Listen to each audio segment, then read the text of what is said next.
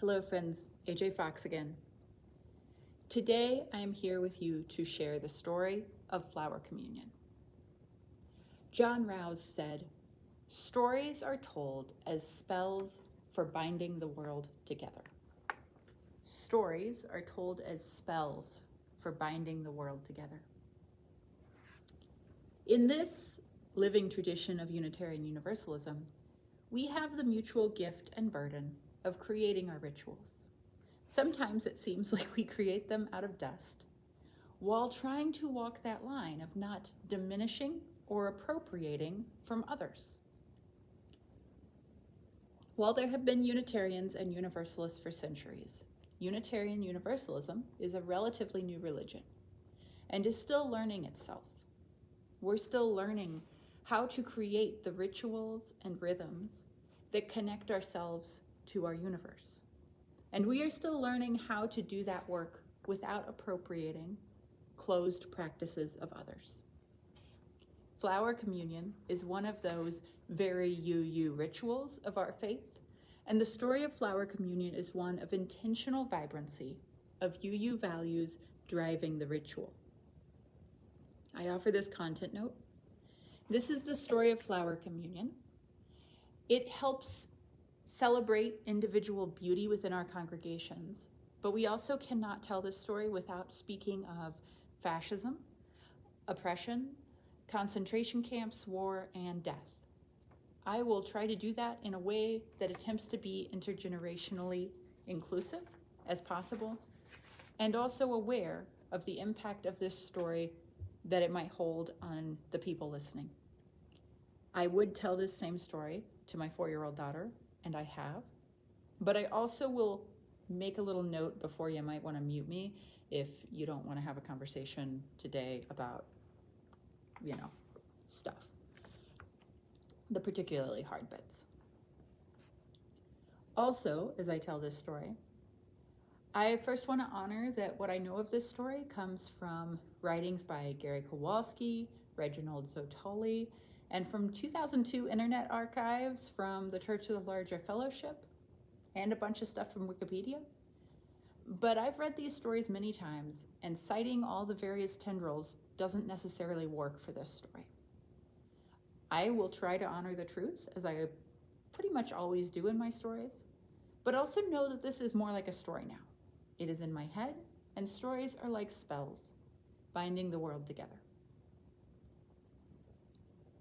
One of the gifts of a young and muddled tradition, such as ourselves, is that there are not always historical documents and well-formulated narratives to explain the things yet.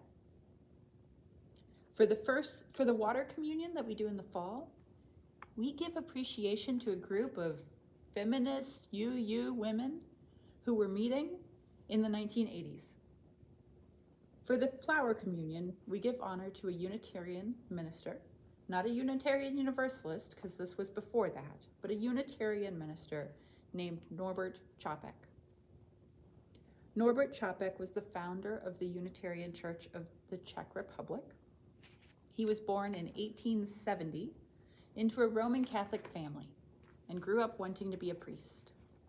In his adolescence, he realized that that wasn't exactly the path he wanted. He left the Catholic Church, moving first to a Baptist tradition. In 1914, during the lead up to World War I, Norbert Chopin and his wife, Maja Chopin, fled to the United States. While they were here in the United States, they were half kicked out and half decided to leave on their own accord from the Baptists, and they started attending a Unitarian church in Orange, New Jersey. And they fell in love with Unitarianism, became ordained, each of them, and took the religion back to the Czech Republic when they returned after the war, World War I. The UUA even gave them some seed money. Well, it wasn't the UUA, but the Unitarian Association at the time gave them seed money to purchase and rehab what I've seen called in multiple different places a large medieval palace to become a church. So they took a large medieval palace in the 19 teens and turned it into a church, a Unitarian church in the Czech Republic. And slowly but surely, thousands of people began attending these Unitarian services led by Norbert Chopin in the Czech Republic. And on June 4th, 1923, he led a service called the Flower Communion. He called it the Flower Celebration. We call it a Flower Communion in the United States. And many of us have seen something very similar happen here in our own UU church. He asked each member of the church to bring a single flower or a bouquet of flowers to church that Sunday. And as people arrived, he asked them to put those flowers into one big vase on a big table. And once everyone had gathered and all the flowers had been joined, he offered a short blessing. The approximate English translation reads, "Infinite Spirit of life, we ask thy blessing on these, thy messengers of fellowship and love. May they remind us, amid the diversities of knowledge and of gifts, to be one in desire and affection. May they also remind us of the value of comradeship, of doing and sharing alike. May we cherish friendship as one of thy most precious gifts. May we not let awareness of another's talents discourage us or sully our relationships, but may we realize that whatever we do, great or small, the efforts of all are needed to do the work of this world." At the end, after the service, he had each member of the church come back up to the full bouquet and choose a different flower than the one that they had brought to take home with them. This simple ritual was crafted to celebrate the individual, but also to celebrate the beauty of the full congregation, of the gathering of all of these individuals, which we are, into the church congregation, into a shared world. It's a ritual that has swept outward. It came back to the United States when Madra Chopin, Norbert's wife, you remember, who's also a Unitarian minister, came here looking to raise funds as the tension of World War II started rising. But she ended up getting stuck here during World War II and ultimately served as a minister of a Unitarian church in Massachusetts during the war. She had intended to return to her husband and daughter who had stayed in Europe. Now, so many Unitarian Universalist churches celebrate the Flower Communion. We have done so many years at First Year U. And boy howdy, do we have some gardeners around here. We have beautiful flowers show up. Rich, beautiful, vibrant flowers. And we also have people like myself in college who showed up with, a random grocery store bouquet for $4.98 and called it good. Totally out of season varieties. And both are perfect. Both are perfect additions to the Flower Communion. But what's the spell here? What is the binding that the story of the Flower Communion is centered in? It is partially, richly, centered in the story of the beauty of the individual, of the insights and gifts we each bring to the bouquet. It is also a beautiful expression of our seventh principle, the interdependent web of all existence of which we are a part. It is a celebration of the natural world, the world in which we are existing, the beautiful spring becoming summer that we find ourselves in. But it is also a story and ritual that has become important in the Unitarian Universalist faith because it centers the importance of justice, of helping us raise our voices in anti-oppression work. Simply, it has become a ritual that holds the story of our faith's opposition to fascism in its center. If you are happily celebrating the Flower Communion and would like to maybe keep it at that today, this might be a good time to mute me for just a couple of minutes. If not, let's take a deep breath. Norbert Chopin stayed in the Czech Republic with his congregation and his church. He and his daughter were arrested in 1941 by the Gestapo for the crime of listening to foreign broadcasts.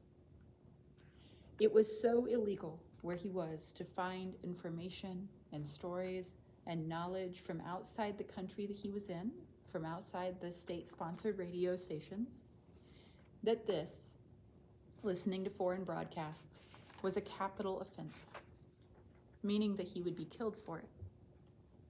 His books, his sermons, his writings were destroyed, and he was sent to Dachau concentration camp. He did not get added to the general population there. There is a specific wing of the camp called the Priesterblock, the priest barracks, where religious professionals, mostly Jesuit priests, but also Protestants, were kept separate to minimize what they called the influence of spiritual resistance. Those people had power, and they were put somewhere separate because they did not want the power to get out. And eventually, Norbert Chopin was killed there.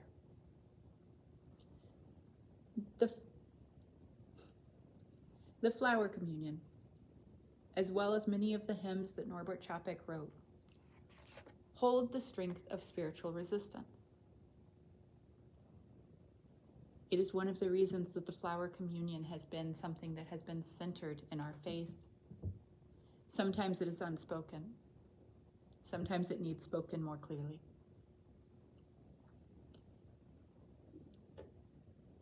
This afternoon, we will hold an outdoor and socially distanced flower communion at the church. Bring a single flower or a bouquet.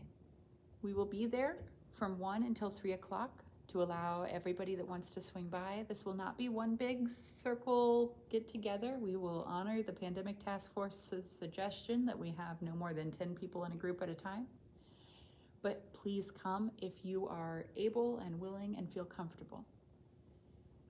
All the remaining flowers that get brought there will be taken up to Harmony House and given to Harmony House, which is the domestic violence shelter just up the road from us.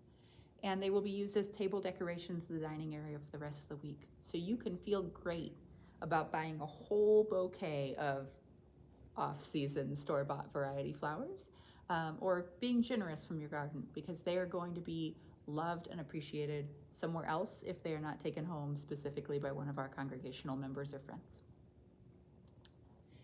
And if you are homebound, or for any reason feel uncomfortable, or just have plans this afternoon, please send me a picture of a flower, or yourself and a flower, and we will include it in the slideshow next week that we're showing of all these beautiful blooms that get brought in this afternoon. I look forward to seeing all of you. And with that, I offer reading 723 from Singing the Living Tradition. This is the Flower Communion Prayer. I will read it as it appears in Singing the Living Tradition. Many of Chopin's writings hold binary language that was revolutionary at the time. His wife was an ordained Unitarian minister. The inclusion of women at this time was a radical act, but it might feel a little clunky on today's ears and tongue. We honor that. Often, we, in essence, fix writings, but in this case, I'm choosing to read the translation of Chopin's works directly from Singing the Living Tradition.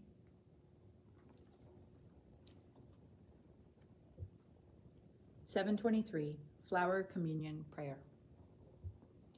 In the name of Providence, which implants in the seed the future of the flower, and in our hearts the longing for people to live in harmony.